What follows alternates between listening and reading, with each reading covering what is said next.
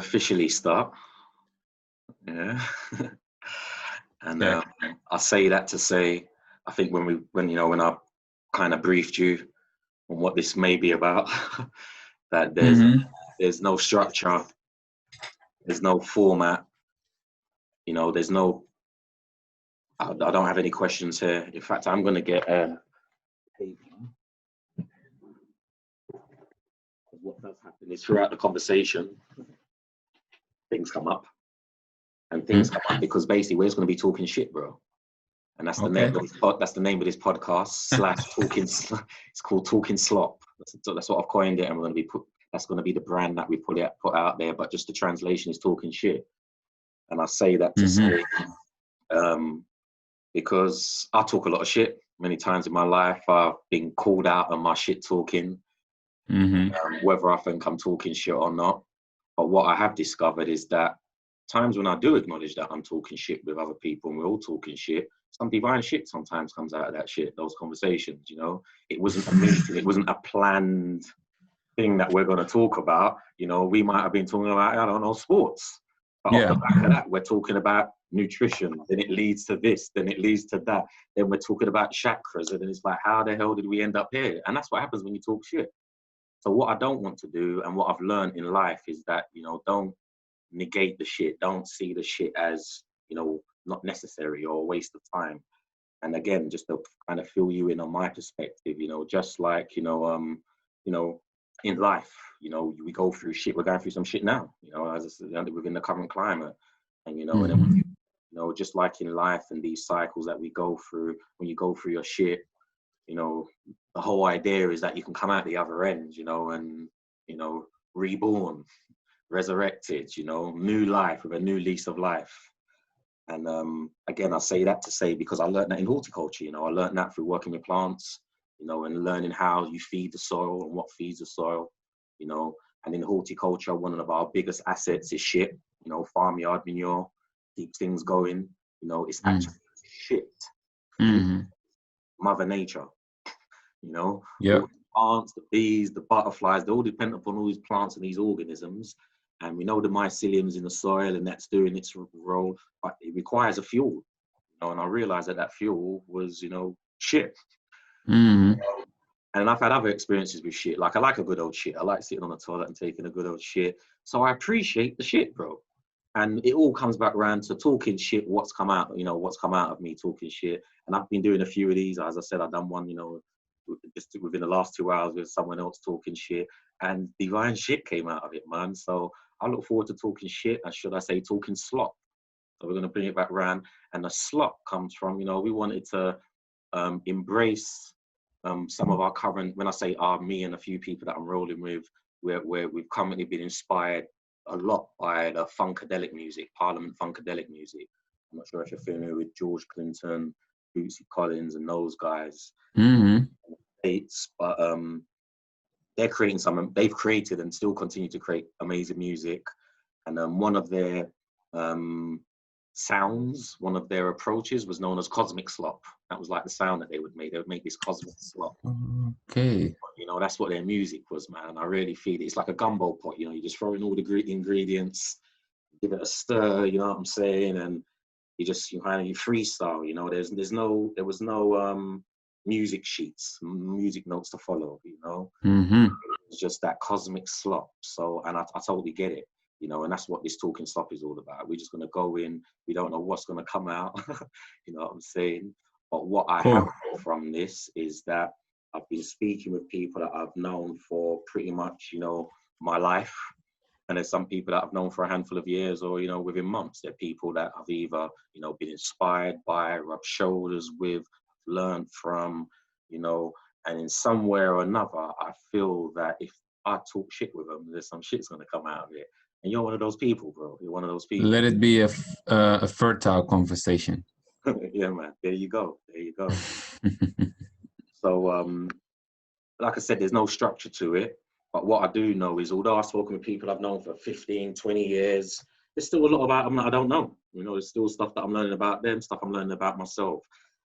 And we came into contact, a good few years ago now. And, in my journey and getting over to the Netherlands, And hopefully we're going to get you over here in the UK in the near future to share what Yeah. to share what you do and who you are.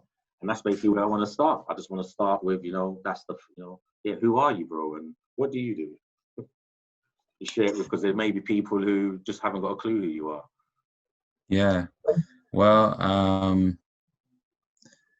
honestly, I am someone who is on the path of becoming and learning to understand myself. And I teach people about my journey and what has worked for me on the subject of learning to get to know yourself and support yourself with different tools. I felt drawn to, always been drawn to movement, to sports, to play. Um, and yeah, that's the path that I took this life. So when I turned 18, I've always been into martial arts. Like I did judo from when I was 4 years old. I did some karate. I did children's circus and basketball and soccer and playing outside. I mean, maybe a little bit more than most kids, but never on a professional level, always as a playful way. But then when I turned 18, I got in contact with the stepdad of one of my best friends, and he asked me that question, "Who are you?" And he asked it with me with such direct straightforwardness that I couldn't dodge and be like, "Well, my name is Kuda, and I come from there." Or no, he was like, "But those are just, it's your name, but that's not who you really are." So that basically hit my heart, and it opened. And since then, I've been well. He reached out with some tools which had worked for him, which were basically forms of martial arts and yoga, but not the traditional forms. He had developed. He had done different forms of martial arts throughout his life. Pencaksilat is one of them.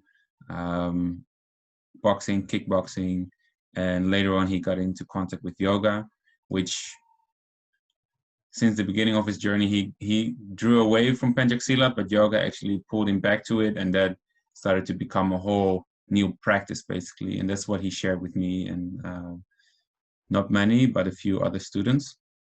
And he had clients, but I was literally one of his students coming home at his house.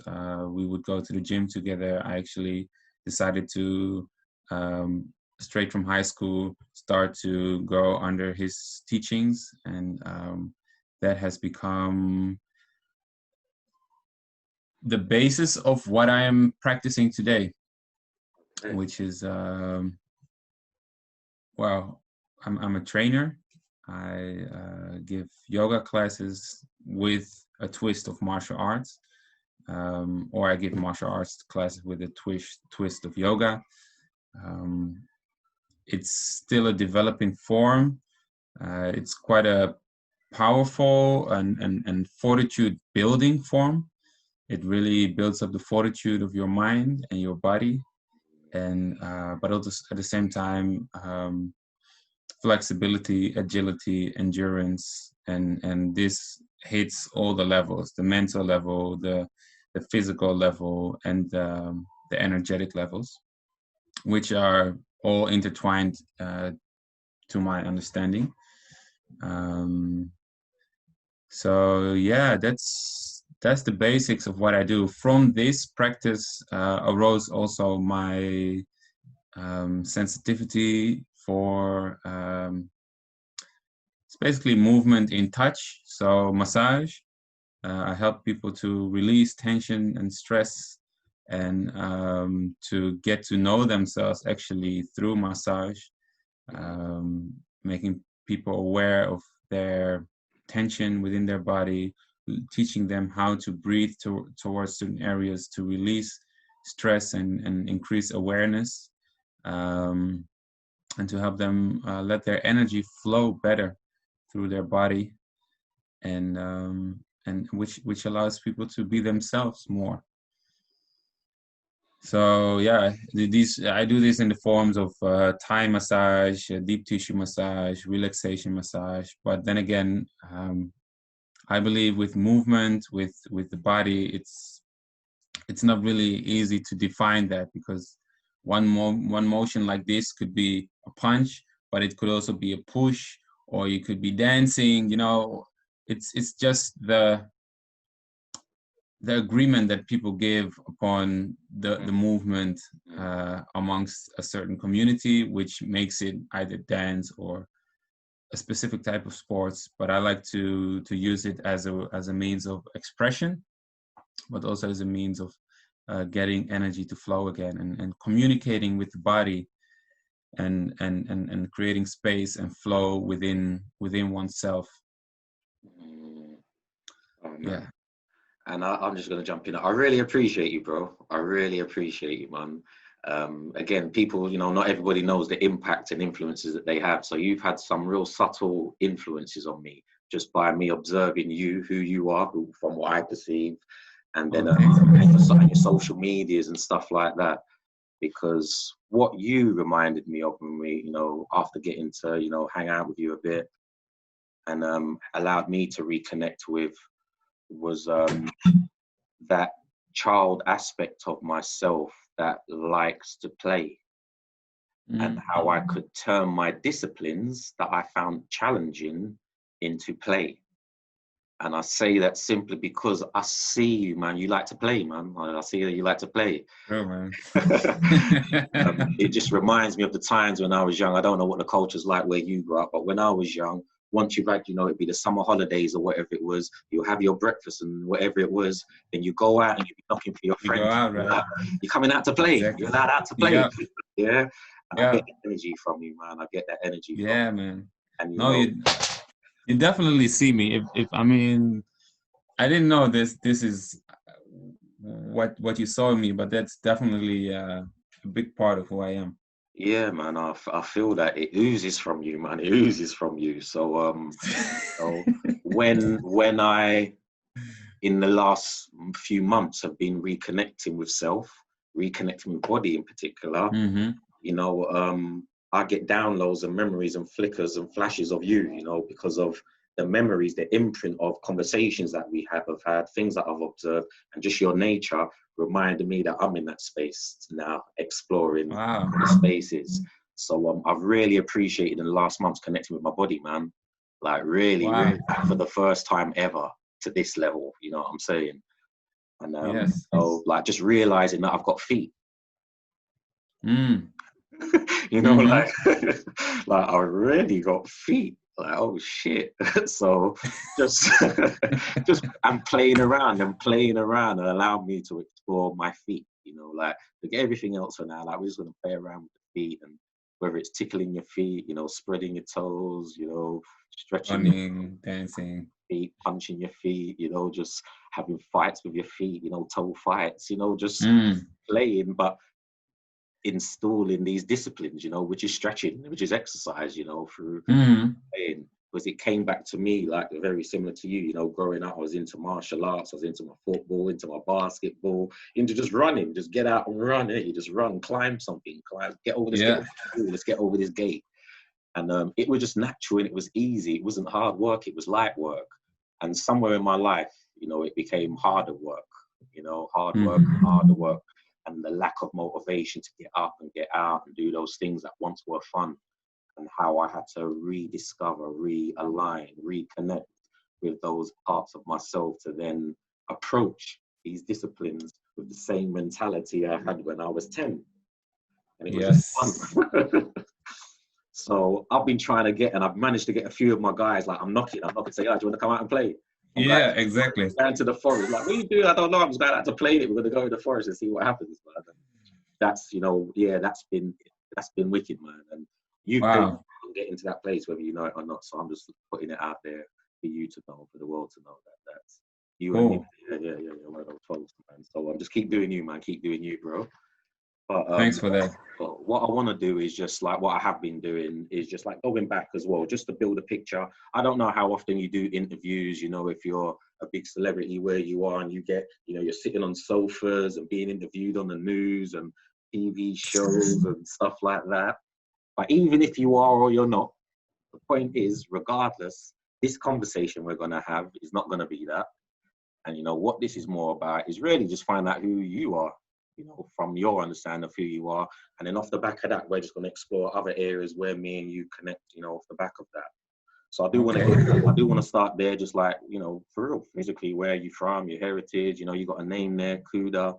I don't even want to mispronounce the full name, you know what I'm saying? So, you know, Zimbabwe heritage, all that. I want to explore some of that and, you know, just what that means for you.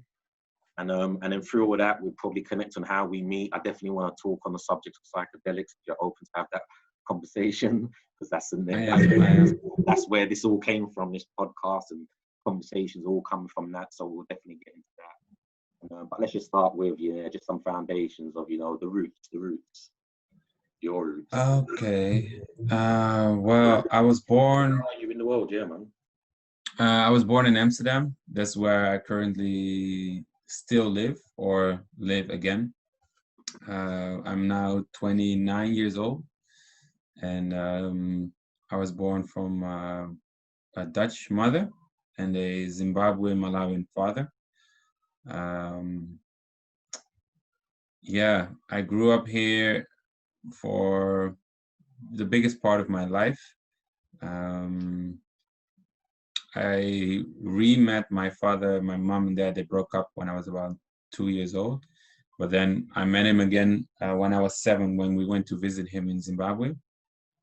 And this led to not a long, but uh, an intense chapter of me traveling back and forth to Zimbabwe, eventually having lived there for about a year.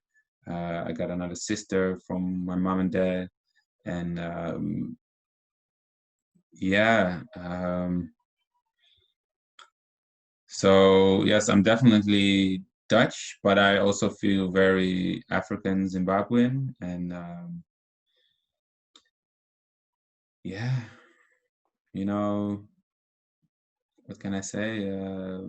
Let me ask you, what part you was born in Amsterdam, yeah? Yeah, yeah. And raised in Amsterdam. You've traveled around as you mentioned, but what are your some of your earliest memories of being in the Netherlands as a child, just coming up? What was life like? Well, it's actually what you just mentioned. Going out in the street. I used to live in a street called the Bellamystraat, and I had all my friends, which were actually also in my same class, were also living in my same street. So I would just go outside, pick everyone up, go outside, play soccer, play any type of game we would think of. And this specific neighborhood is quite calm, cozy. It's got something real authentic to it, and yeah, it was a lot of fun. Um, Even though my father wasn't around, I was always a happy, jolly child. Yeah, school was I went to a Montessori school, so it was also quite a free environment. Um, I used to go to the camping a lot with my mom. There was this camping place where we had a caravan, which we would share with other families. And yeah, I spent summers there playing outside, being out in nature, meeting up with other youngsters. Yeah, I had a very free childhood. I must say that when my father came into my life, things got a little bit more strict, because he hadn't been around since I was 7, basically. Not that I remembered. And first time when I came to Zimbabwe, he's like, okay, so you can't, he started to tell me things like, from the age of 7 in my country, how I grew up, we are supposed to be able to help working on the land and do the dishes properly, or even be able to help with cooking or little things like that. And he was even strict for, Zimbabwean norms, but he did try to discipline me a little bit more, which wasn't always an easy it wasn't always an easy battle, because I was used to being free and just being able to go outside whenever I want. And now I had to, like when I was 10 years old, we decided to move to Zimbabwe. And I lived there for a whole year. I went to school there. And but my dad was like, no, you're not going to go to do all these touristic, Western touristic things. No, you're just gonna go to school and work. Like when I got home from work, I would we had a big garden. My mom and dad bought a big house together, and we were building a huge workshop, like as big as, I don't know, maybe 30 meters long and 20 meters wide, or even more. And we built the bricks ourselves. We built the road towards the workshop itself. And we were building, it was a workshop for furniture. So there was beds being built, anything like a lot of carpentry work. Wow. So this gave me a little bit more of, I had to mature a little bit quicker in a way. I had to toughen up a little bit. Obviously, the African culture is there's more of a understanding of the reality of that life can be hard sometimes, which in the West you might not actually notice or realize, because things seem to be arranged for you. Obviously, what's perceived as hard also has to do with what you're used to. So even if you're like really rich and you're used to someone cooking for you, and all of a sudden you have to cook for yourself, that's your experience. It might be experienced as hard, but in a way, I'm happy that my dad and that I got to experience this at a young age, because it did give me more grounding. And I noticed that when I came back, I was definitely changed, and I had definitely grown a lot. I wasn't resonating with the friends that I used to have before that as much as I did when before I left. And luckily, or it took a while when I came back before I could go to high school. And then finally, when I was in high school, I found people who actually could stand my new personality, because I had to come back at the same school I left at, and I was just, I didn't really get into fights, but I was tougher, and I wasn't really finding the resistance also around me that could actually give me a feeling that I was, that they could get me, or they could take my new energy, if you get me. I really do, man. Okay, yeah. Yeah, it's interesting synchronicities there, because, me coming up, I grew up in a household for the first 8 years where it was just me and my mum, and then my sister came into our lives. And obviously prior to my sister coming into our lives, her father came into our lives, and he brought that, where I just had free reign. I had free reign for like 7+ years, and then all of a sudden, like, what? I got to do what? I got to do. He's like, what? Your mum's tidying up, and you're not helping her tidy up? Like, you need to get your ass up and get out there and put in some work. Like, it's not about sitting around there, playing with your toys all day and whatever you're doing. So yeah, he brought in that regime, man, and yeah, to this day, I was going to ask you, because I feel now that I really do appreciate him coming into my life and bringing that element, the balance, because at the same time, if you're a child who just gets free reign all the time, you just get free reign, when you're just allowed to do whatever you want whenever you want. To some people that sounds cool, but I've seen also the extremes of what happens when, you know, you can spoil a child. That's what, you know, what spoiled means, when you ruin Yeah. a child if there's not the right balance, you know. So how do you, Yeah. how do you feel now about that relationship, you know, however many years ago, and what it means to you? Honestly, it took me a while before I could see it like that, because after a year having lived in Zimbabwe, we actually left. Then having come back here in Amsterdam, I was like, okay, he eased off my back a little bit. You know, I had more breathing space, because he was, even for African principles or the norm, he was quite tough, you know, and that that that duality was a lot to swallow sometimes, to stomach. And but then a year later, he unfortunately passed away.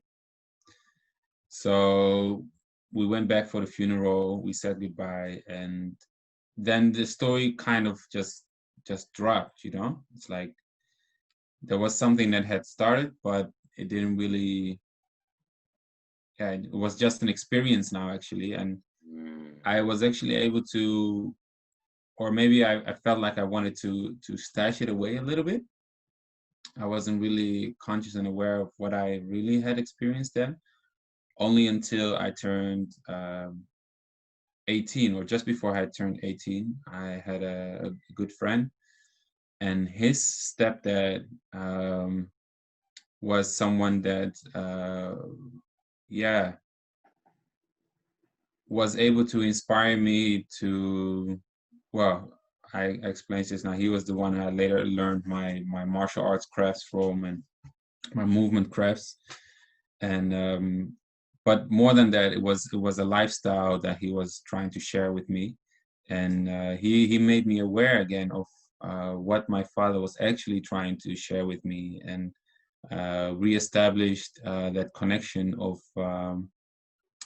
yeah, of that father-son connection that I share with him. And even now, the older that I get, I see what my father actually wanted to share with me and all his other brothers and sisters.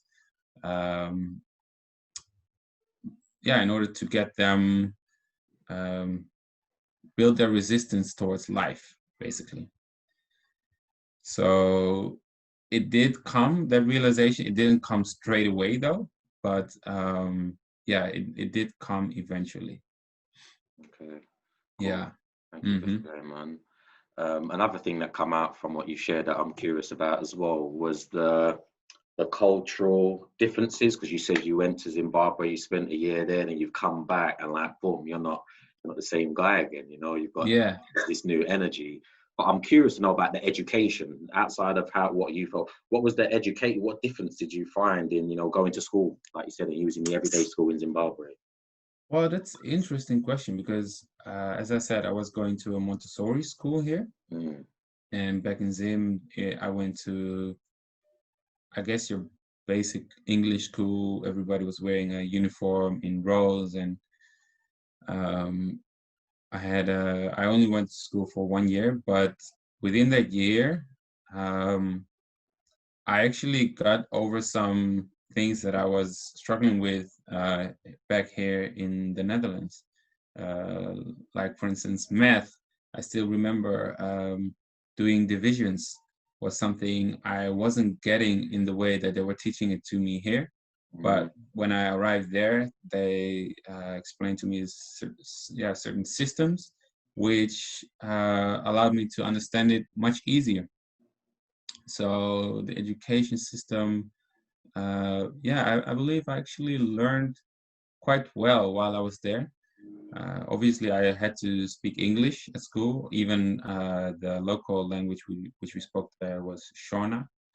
And yeah, I didn't master it in the end, but I was starting to get it. You know, I was, yeah, it was. I don't know. I don't remember how we were being given grades, but like, I started to just get over the 50% mark towards an A, basically. Um, but the schooling system, yeah, it was a little bit more strict. obviously, people were, you could receive a beating at school. Not as they wouldn't beat you up, but just just uh, scolding where you would just know that that you would do your homework the next day. You Mm-hmm. know. Gotcha. But I enjoyed, actually. I had a good teacher over there, Mr. Madira, and I still remember him. He was also the choir teacher. So after I think it was the Thursdays, we would always have to stay behind and sing choir. Yeah, I enjoyed going to school there. I did. And as I said, I actually learned things there which they weren't able to teach me here, or which I was having issues with learning over here. Actually, I still live straight next to the school where I used to go to, and my mother is still teaching there as well. She's a teacher at that school. Okay. Yeah. Mm-hmm. Oh, so But culturally wise, yeah, there were a lot of cultural differences. But as a kid, these things you just pick them up really quickly, especially if it's something which, in a way, a culture is also a way that the people from that region with that specific DNA are